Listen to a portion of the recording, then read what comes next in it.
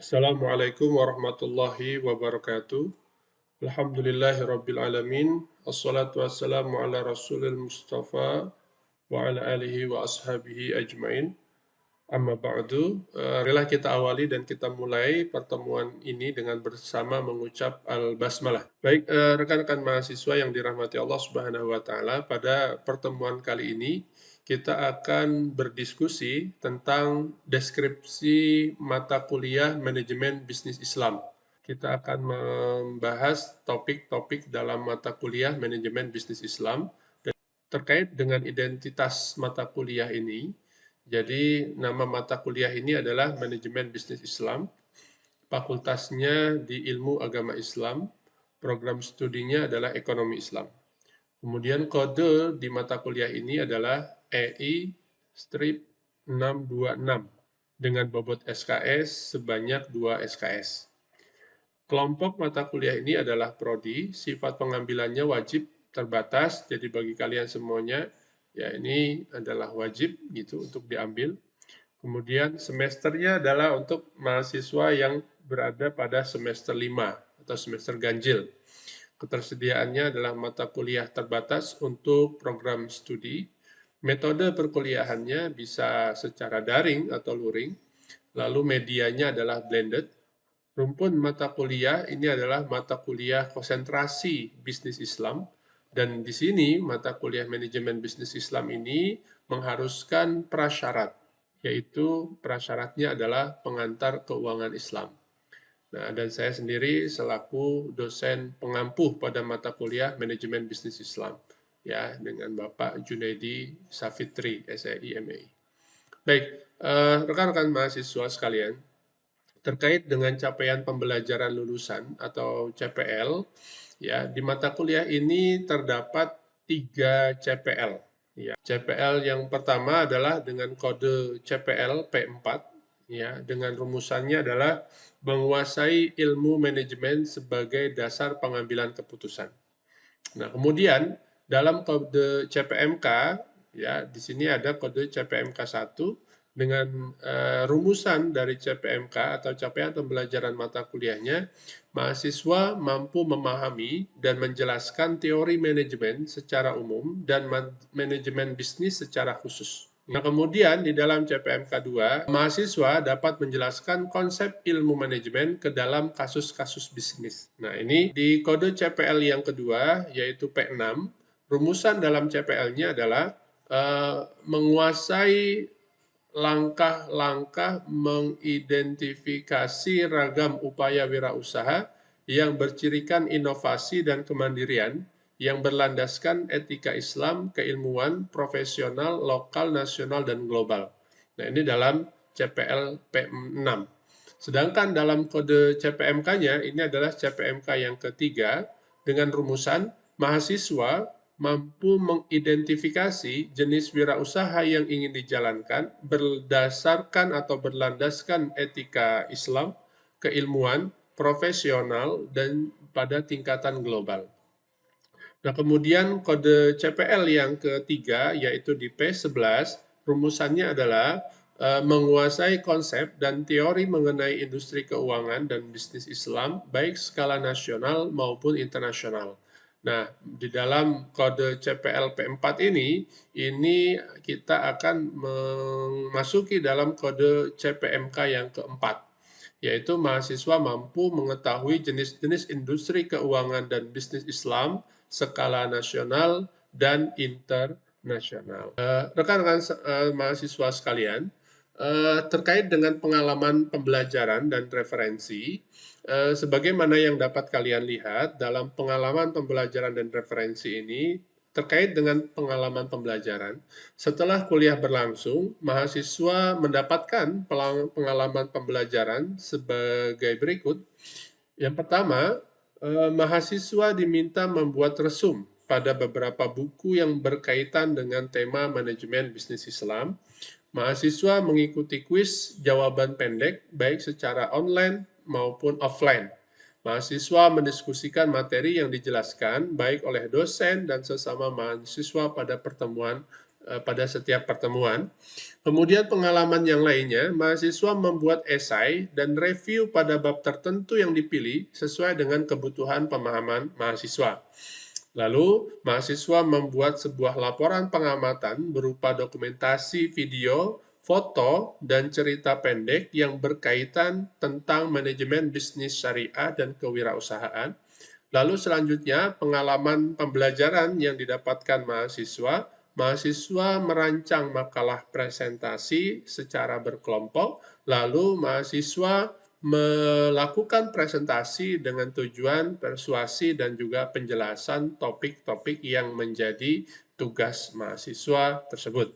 Nah, lalu selanjutnya di sini kita lampirkan juga beberapa referensi yang nanti dapat kalian gunakan untuk menjadi rujukan atau menjadi acuan dalam penyusunan makalah atau penugasan secara individu maupun secara kelompok atau pada saat nanti ada esai gitu ya. Jadi ada 7 referensi yang kita cantumkan di RPS ini. Ya, yang pertama adalah referensi dari buku Ali Hasan dalam tema bukunya adalah manajemen bisnis syariah. Kemudian ada buku dari Malayu Hasibuan yang temanya adalah manajemen dasar, pengertian dan masalah ya. Kemudian ada Ma'ruf Abdullah, manajemen bisnis syariah, ada Nana Herdiana, manajemen bisnis syariah dan kewirausahaan. Kemudian ada Faisal Rifai ya dengan judul bukunya Islamic Business Management. Kemudian ada Astankar, Business Management from Islamic Perspective. Nah, ini beberapa referensi yang kita jadikan sebagai rujukan dalam mata kuliah kita ini. Rekan-rekan sekalian yang dirahmati Allah, selanjutnya kita akan masuk kepada rincian aktivitas perkuliahan selama 14 kali pertemuan ya. Di pertemuan yang pertama ini adalah sesinya adalah kontrak belajar ya. Kemudian nanti penyampaian kontrak belajar, silabus dan RPS, pembagian kelompok, kesepakatan dosen dan mahasiswa dan maksimal pertemuan pertama ini yaitu 75%. Nah, kemudian mode perkuliahan kita akan langsungkan perkuliahan ini yaitu secara daring, sinkron. Nah, kemudian pembelajaran dan referensinya di sini yang sudah saya siapkan adalah adanya silabus, RPS, termasuk juga kesepakatan atau kontrak belajar. Nah, kemudian untuk sesi yang kedua, yaitu adalah pengantar manajemen dan bisnis, lalu konsep dasar manajemen Islam. Ya, lalu dalam rancangan aktivitas dan waktunya, dosen menjelaskan materi tentang manajemen dan bisnis dalam perspektif Al-Quran, lalu definisi manajemen, fungsi manajemen dan organisasi, pengantar manajemen bisnis Islam, dan ini dilaksanakan durasinya maksimal adalah 75 menit. Kuliah ini dilaksanakan secara daring, sinkron, menggunakan Zoom meeting. Ya. Nah, rekan-rekan sekalian, terkait pembelajaran atau referensi, ya nanti kita menggunakan Zoom. Lalu referensinya itu kita ambil angka di sini, angka 2, 6, 3, 5. Angka-angka ini merujuk pada referensi yang tadi sudah saya sampaikan. Rekan-rekan sekalian, di pertemuan yang ketiga, kita akan membahas tema manajemen dalam fungsi perencanaan dan fungsi organisasi. Ya, kemudian nanti kita akan memberikan materi tentang manajemen fungsi perencanaan dan organisasi, kemudian menjelaskan tentang ruang lingkup dan tugas dari perencanaan dan organisasi. Nah, ini maksimal nanti durasinya adalah 75 menit ya. Nah, kemudian di pertemuan yang keempat, kita akan masuk temanya tentang manajemen dalam fungsi pengendalian dan pengawasan. Adapun topik yang akan kita kaji di sini adalah tentang fungsi pengendalian dan pengawasan dalam manajemen, lalu ada contoh-contoh dalam manajemen bisnis Islam di era modern, ya termasuk juga bagaimana penerapan pengendalian dan pengawasan ini dalam sebuah bisnis yang skala besar gitu ya. Baik, kemudian ini pertemuan yang kelima, kita akan masuk materinya tentang konsep etika dan perilaku bisnis Islam dan praktek etika bisnis Rasulullah, kasus-kasus bisnis. Nah, Adapun materinya nanti kita akan membahas tentang etika dan perilaku bisnis Islam. Kemudian kita akan membagi contoh-contoh etika bisnis yang dilakukan oleh Rasulullah dan juga pada masa sahabat. Lalu nanti juga akan kita berikan gambaran contoh kasus-kasus etika bisnis yang terjadi di era modern sekarang. Kemudian untuk pertemuan yang keenam, analisis peluang bisnis Islam. Sedangkan rancangan aktivitas dan waktunya, ya nanti kita akan memberikan gambaran tentang analisis peluang dalam bisnis Islam. Kemudian kita juga akan memberikan gambaran kasus-kasus kepada mahasiswa untuk dijadikan bahan diskusi kelompok. Ya. Lalu pertemuan yang ketujuh kita akan masuk temanya tentang teori bisnis Islam, sejarah bisnis Rasulullah Shallallahu Alaihi Wasallam. Maka di sini nanti akan kita berikan gambaran teori dalam bisnis Islam, lalu juga ada contoh-contoh bisnis yang dijalankan oleh Rasulullah Shallallahu Alaihi Wasallam. Dengan durasi waktu maksimal adalah 75 menit. Nah, selanjutnya setelah sesi ketujuh berlangsung, kita akan masuk ujian tengah semester. Nah, kemudian rekan-rekan sekalian, rincian aktivitas selanjutnya yaitu di pertemuan yang ke-8, ya. Pertemuan yang ke-8, bahan kajiannya adalah persiapan dan pengolahan SDM insani yang profesional dalam bisnis Islam. Nah, maka nanti rincian aktivitasnya ya saya akan menjelaskan materi tentang manajemen SDM, lalu proses rekrutmen pekerja, kemudian memberikan simulasi CV yang layak untuk lamaran kerja ya. Nah, kemudian yang ke-9, strategi dan tahapan implementasi bisnis Islam dan strategi bisnis Rasulullah Shallallahu Alaihi Wasallam. Nah, maka nanti di pertemuan ini ya dosen akan menjelaskan materi strategi bisnis Islam, memberikan gambaran tahapan implementasi bisnis Islam dan juga memberikan kajian bisnis Rasulullah Shallallahu Alaihi Wasallam. Nah, di pertemuan yang ke-10, bahan kajian yang akan kita bahas adalah mekanisme operasional dan produksi bisnis yang sustainable. Ya. Kemudian aktivitas yang kita akan lakukan di pertemuan yang ke-10 ini adalah dosen menjelaskan materi tentang manajemen produksi Islam, kemudian memberikan gambaran operasional produksi Islam, lalu memberikan simulasi produksi Islam di bidang makanan halal. Ini sebagai simulasi gitu ya. Nah, rekan-rekan sekalian, di pertemuan yang ke-11 kita akan masuk bahan kajiannya adalah pengetahuan tentang tanggung jawab sosial bisnis Islam atau CSR ya. Sedangkan rancangan aktivitasnya ya dosen menjelaskan materi tentang strategi CSR, kemudian memberikan penjelasan mengenai urgensi CSR bagi masyarakat, lalu kita tampilkan contoh-contoh CSR yang memberikan dampak positif bagi masyarakat. Nah, rekan-rekan sekalian, kemudian di pertemuan 12, bahan kajian kita adalah membangun jiwa kewirausahaan dan memupuk motivasi berwirausaha. Nah, sedangkan rancangan aktivitasnya adalah menjelaskan gambaran tentang wirausaha, memberikan penjelasan dalam membangun jiwa kewirausahaan, dan memberikan kajian peluang bisnis di era digital. Ya. Nah, kemudian untuk pertemuan ke-13, ya, tema yang kita kaji adalah model bisnis, usaha skala kecil, dan kiat menjual produk wirausaha. Adapun aktivitas rinciannya, ya, dosen menjelaskan materi tentang model bisnis UMKM, menjelaskan materi tentang pemasaran digital, dan memberikan simulasi bisnis di plafon medsos dan marketplace. Nah, kemudian di pertemuan yang ke-14, pertemuan terakhir, tema pembahasan di pertemuan yang ke-14 ini adalah perencanaan usaha ya atau business plan. Nah, jadi nanti dosen akan menjelaskan materi tentang perencanaan bisnis, memberikan kerangka penyusunan dalam perencanaan bisnis, dan memberikan simulasi bisnis model kanvas dalam menyusun perencanaan bisnis. Rekan-rekan sekalian, terkait dengan sistem penilaian dan evaluasi, di sini bisa kalian lihat ya, sistem penilaian yang digunakan adalah penilaian acuan patokan atau disingkat PAP. Nah, kemudian dengan sistem evaluasi, setiap mahasiswa harus meraih nilai atau predikat minimal C ya untuk nilai rata-rata keseluruhan. Jika belum memenuhi, maka mahasiswa wajib melakukan ujian atau penugasan perbaikan atau mengulang pada mata kuliah pada kesempatan berikutnya.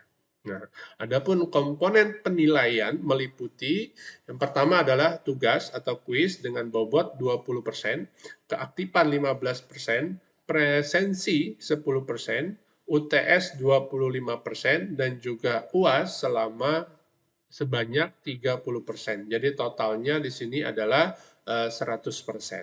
Nah, baik rekan-rekan sekalian, terima kasih atas perhatiannya. Saya rasa kita tutup dengan bersama mengucap alhamdulillahirabbil alamin. Wabillahi taufik wal hidayah. Assalamualaikum warahmatullahi wabarakatuh. Baik, Assalamualaikum warahmatullahi wabarakatuh. Rekan-rekan sekalian yang dirahmati Allah Subhanahu wa Ta'ala, langsung saja pada pertemuan sekarang kita akan masuk ke materi tentang teori manajemen bisnis Islam. Ya.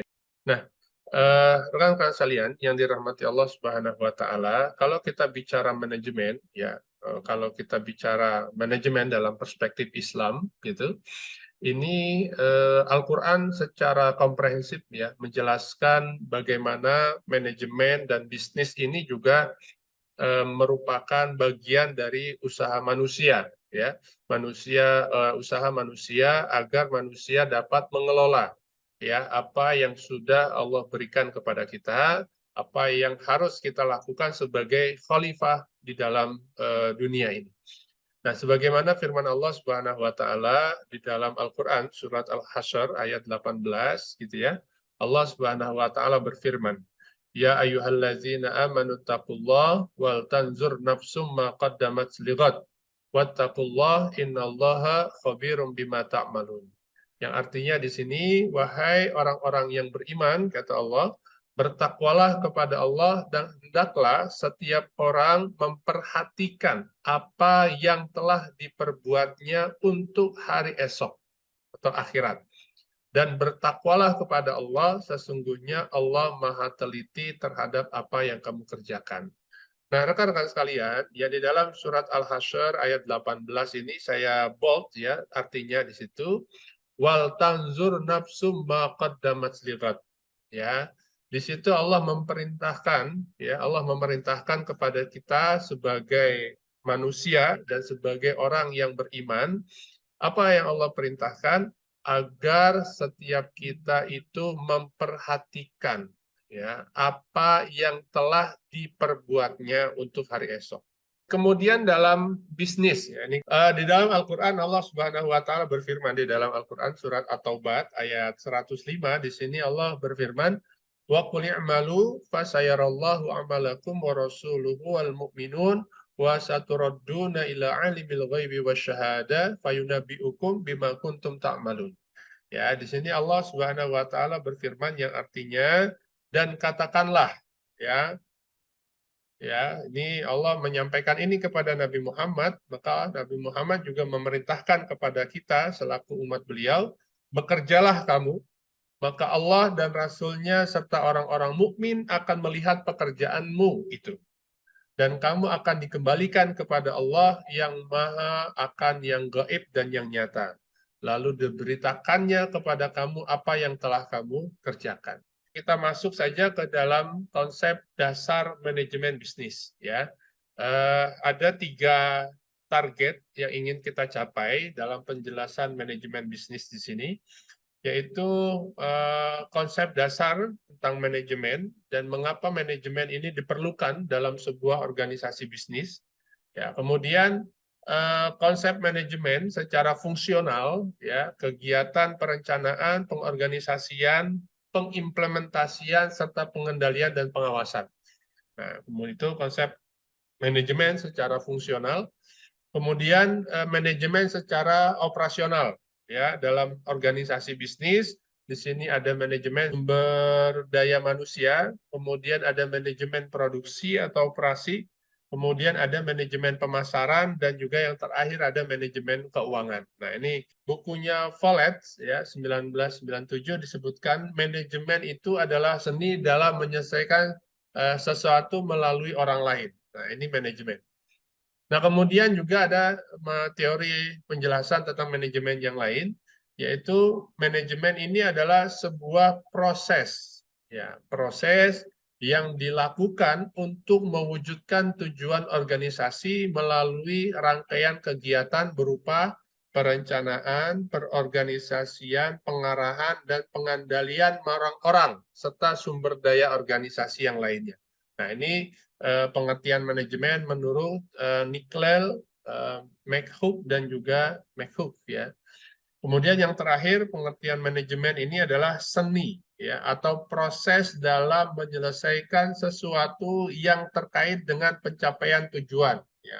Oke, rekan-rekan sekalian, secara garis besar gitu ya, fungsi manajemen ini terbagi menjadi 4. Yang pertama ini adalah fungsi perencanaan ya, planning ya. Kemudian yang kedua ada fungsi pengorganisasian atau organizing ya. Kemudian ada fungsi pengarahan dan pengimplementasian. Ada directing and atau leading. Nah, kemudian yang terakhir fungsi manajemen yang terakhir adalah pengawasan atau pengendalian, controlling. Yang pertama ini adalah fungsi perencanaan. Apa itu fungsi perencanaan? Fungsi perencanaan ini adalah proses yang menyangkut upaya yang dilakukan untuk mengantisipasi kecenderungan di masa yang akan datang dan menentukan strategi dan taktik yang tepat untuk mewujudkan target dan tujuan organisasi. Nah, kemudian kegiatan dalam fungsi perencanaan ini ya, yang pertama adalah menetapkan tujuan dan target bisnis. Kemudian yang kedua, merumuskan strategi untuk mencapai tujuan dan target bisnis tersebut. Ya. Kemudian menentukan sumber-sumber daya yang diperlukan. Kemudian yang terakhir adalah menetapkan standar atau indikator keberhasilan dalam mencapai tujuan dan target bisnis itu. Nah, kemudian yang kedua, rekan-rekan sekalian, yaitu adalah fungsi pengorganisasian. Nah, apa yang dimaksud dengan fungsi perorganisasian tadi? Di sini bisa kita baca bahwa fungsi pengorganisasian adalah proses yang menyangkut bagaimana strategi dan taktik yang telah dirumuskan dalam perencanaan didesain dalam sebuah struktur organisasi yang tepat dan tangguh. Ya, sistem dan lingkungan organisasi yang kondusif dan dapat memastikan bahwa semua pihak dalam organisasi dapat bekerja secara efektif dan efisien guna mencapai tujuan organisasi. Nah, rekan-rekan sekalian, apa yang dilakukan dalam fungsi perorganisasian ini? Mengalokasikan sumber daya, merumuskan dan menetapkan tugas, dan menetapkan prosedur yang diperlukan. Nah, ini fungsi organisasi yang pertama. Kemudian yang kedua, menetapkan struktur organisasi yang menunjukkan adanya garis kewenangan dan tanggung jawab. Nah, ini harus jelas ini ya, tanggung jawab dan garisnya. Kemudian yang ketiga, kegiatan perekrutan, penyeleksian, pelatihan, dan pengembangan sumber daya manusia atau tenaga kerja. Dan yang keempat, kegiatan penempatan sumber daya manusia pada posisi yang paling tepat. Nah, kemudian fungsi yang ketiga, yaitu fungsi pengarahan dan implementasi. Nah, proses implementasi program ya agar dapat dijalankan oleh seluruh pihak dalam organisasi serta proses memotivasi ya agar semua pihak tersebut dapat menjalankan tanggung jawabnya dengan penuh kesadaran dan produktivitas yang tinggi. Nah, kegiatan fungsi pengarahan dan implementasi ini yang pertama itu adalah mengimplementasikan proses kepemimpinan ya, pembimbingan dan pemberian motivasi kepada tenaga kerja agar dapat bekerja secara efektif dan efisien dalam mencapai tujuan. Nah, ini fungsi pengarahan.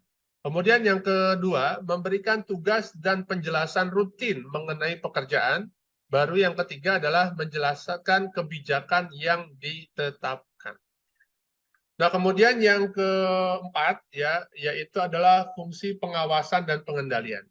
Nah, di sini penjelasan tentang pengawasan dan pengendalian ini adalah proses yang dilakukan untuk memastikan semua rangkaian kegiatan yang telah direncanakan, diorganisasikan, dan diimplementasikan dapat berjalan sesuai dengan target yang diharapkan, sekalipun berbagai perubahan terjadi dalam lingkungan dunia bisnis yang dihadapi. Nah, kemudian rekan-rekan sekalian, dalam kegiatannya, ya, fungsi pengawasan dan pengendalian ini, yang pertama adalah melakukan evaluasi keberhasilan dalam mencapai tujuan dan target bisnis sesuai dengan indikator yang telah ditetapkan. Nah, ini kegiatan di fungsi pengawasan dan pengendalian. Kemudian yang kedua, mengambil langkah klarifikasi dan koreksi ya atas penyimpangan yang mungkin ditemukan. Nah, kemudian yang ketiga, melakukan berbagai alternatif solusi atas berbagai masalah yang terkait dengan mencapai tujuan dan target bisnis. Nah, rekan-rekan sekalian, itu mungkin sebagai pengantar kita pada pertemuan kali ini. Silakan saya berikan kesempatan bagi kalian yang mau bertanya. Sangat terbuka pertanyaan untuk kalian yang ingin bertanya. Silakan, saya berikan kesempatan bagi yang ingin bertanya. Saya izin bertanya, Pak. Untuk perusahaan yang awal-awal yang masih kecil itu minimal harus ada manajemen apa aja sih, Pak, yang di dalamnya? Ya, oke.